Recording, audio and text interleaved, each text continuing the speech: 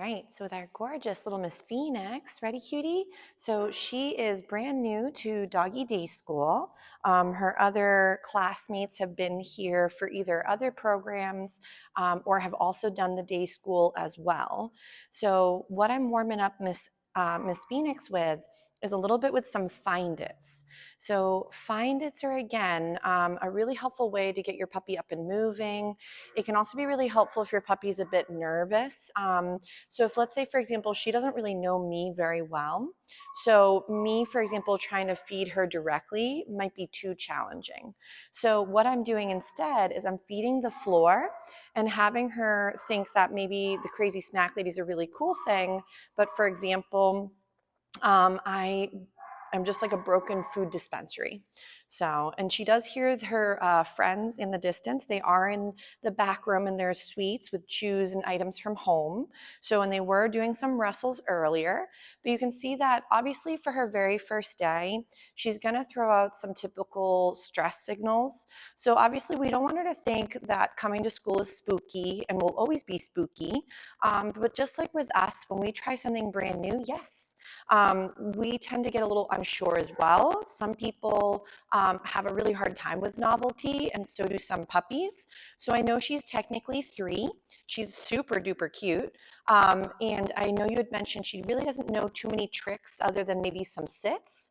And I know that what you mentioned for struggles is when she sees other dogs off in the distance while she's on equipment, she tends to then bark and get really frazzled. So I know she is dog friendly.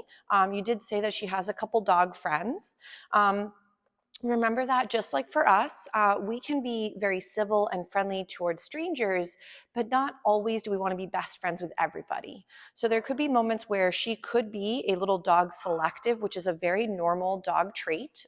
Just like with us, we're selective with who we hang out with, who we become best friends with, and who we might have just as acquaintances or not even. So with our little lady, you can see for a couple little stress signals, she's doing a little bit of pacing earlier when she was in here with me. She hasn't been able to meet the men straight on. They did a couple little hellos to the fencing because I didn't want her to get overwhelmed.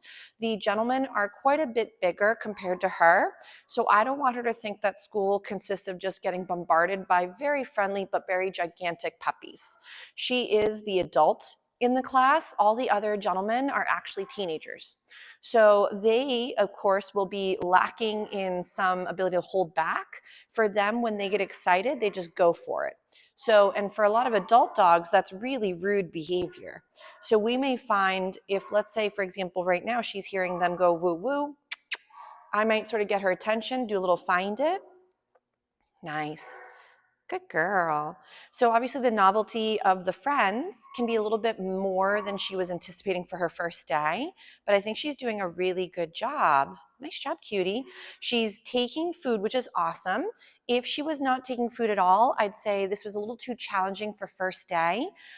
If she was not taking food at all throughout her whole stay, I'd be like, we want to do something a little softer. So, but she's doing quite well for day number 1.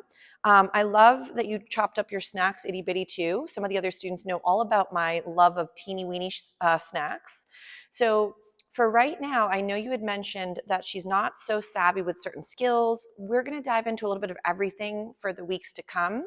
So right here, anytime Miss P ends up heading towards me, I'm going to go yes, and I'm going to feed a snack a little bit away from me. So I know she's going to obviously not necessarily do this with you because you're her caregiver, but I'm that weird new person. So right here, I'm going to send a little snack away. And then what I'm waiting for her to do is if she heads in my direction, I might go yes, and then send a little snack away once more. So the reason when your puppy is nervous, why not to hand feed with the stranger especially, is that your puppy may really want the food, but then be really overwhelmed by the social setup. And for example, having to choose between the food and then safety creates conflict. So some puppies might get much closer to something or someone if there's food luring them there, but I wouldn't make it where they have to choose between feeling safe and getting closer to gain that food.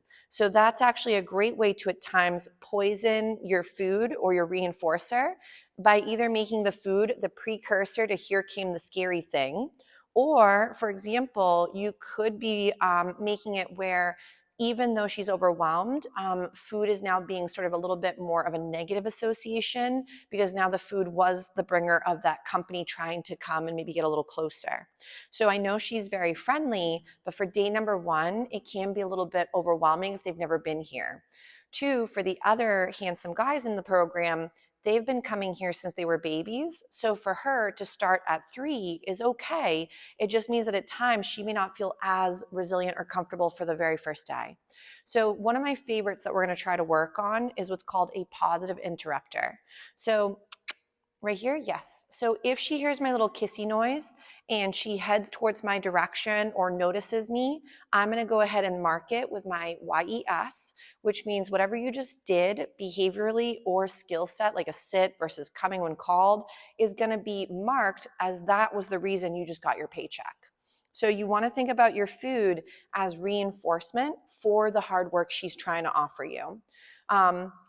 Most puppies, she's just going and exploring her whole world. I did put out some of her toys and shoes. She's just going to go check out where all the stinky wild men were. So I will, again, as she gets more comfortable, see if I can get more skills out of her. But in the beginning, if we don't really have a relationship yet, it's hard for her to offer behavior if she's not quite as comfortable yet. So almost like with little humans, if they go to kindergarten, they may not be as fluent as they are at home with their typical family. So yes. So even for like looking in my direction when I made the little kissy noise, I'm going to feed her for that. Oh, they're a little hairball. Still good. Okay. Sometimes, well, Teddy, the other puppy, is a very furry guy too. He's a St. Bernard mix. So he's a very furry gentleman. Ready? Find it. And she might be getting a little tired.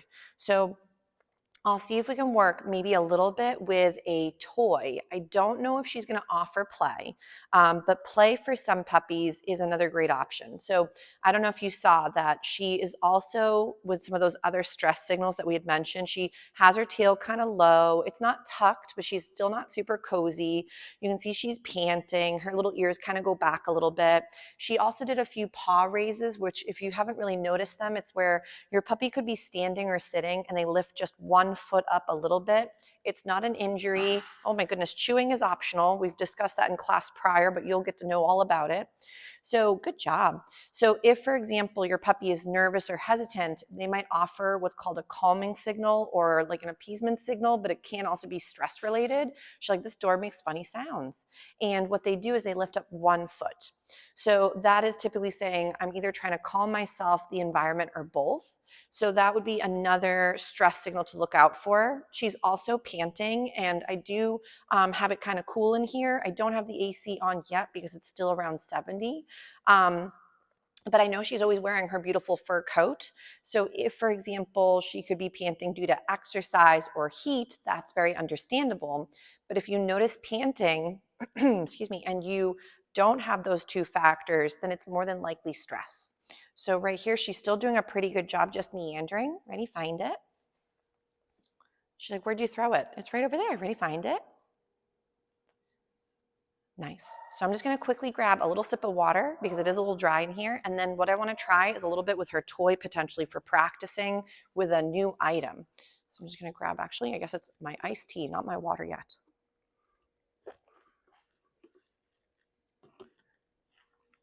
So she has been getting more interested in me, which has been really nice. So she and I will become like BFFs, so don't worry. But I always tell students, it's better that if your puppy's a little shy or a little unsure about something that you don't rush the steps. So for some people, they might have strapped her right onto a leash and just kind of tugged her around.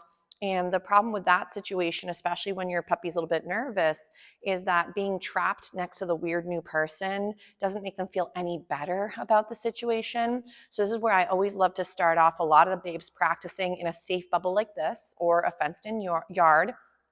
Yes, nice job, cutie, where they can be off of gear and not feel trapped. The other option is if you didn't have, for example, a safe zone to practice in, a long leash, like a training leash, or a long line, they can call them, or a drag line. They're pretty much long leashes that are not a flexi. They're handheld in the sense that they're just one big leash. and they come in all different sizes. My favorite length tends to be around a 15-footer, but you may find there's all different varieties. I wouldn't go bigger than 25 feet. I feel like from that point, it's a little excessive and it gets more awkward to wrangle. So no need to change, but I know in a few videos prior, Bodhi was actually working, nice job, cutie, on some of his loose leash walking skills, but also how a longer training leash could be helpful to alleviate the pull or the jostling on gear. So if, let's say, for example, she could be interested, yes. And notice how she offers the skill, but if I go closer, she's like, ooh, and she like gets out of her little sitting position. So if for the first day she thinks you're, a weird lady, that's okay. So we might try again, get a little sit. Yes, Emma, feed the floor. So she doesn't have to be intimate with me if she's still feeling a little bit like, who are you? So again, we might get that little sit. She's like, hold up, I heard the wild singing songs. So we'll try a little bit. If again, she's not interested, remember that some of these basics like sit would not be something that I would force her into if she was nervous. I was just gauging her comfort range. If your puppy is able to perform skills they may have known from home or a safer bubble, and they can actually start to help work them in new venues, then that tends to mean that she's actually feeling maybe a little bit more comfortable. If though when you ask, you're repeating yourself and she's not really doing so hot, then her problem there is that she's either not feeling comfortable, is confused, or maybe it's just too many factors going on in the environment. And then that can make it more challenging. She's like, guys, those wild men, they just love to chat. So maybe what we'll do is we'll give her a little breather from this, and I want to see if I can work maybe a little bit of play with her and see how that feels for her. And maybe the toy drive, if she's never played with a flirt pole, might be something up her alley for another added way to expend some fun puppy behavior, even though she's, I know, a 3-year-old. So, but we'll try that in just a second.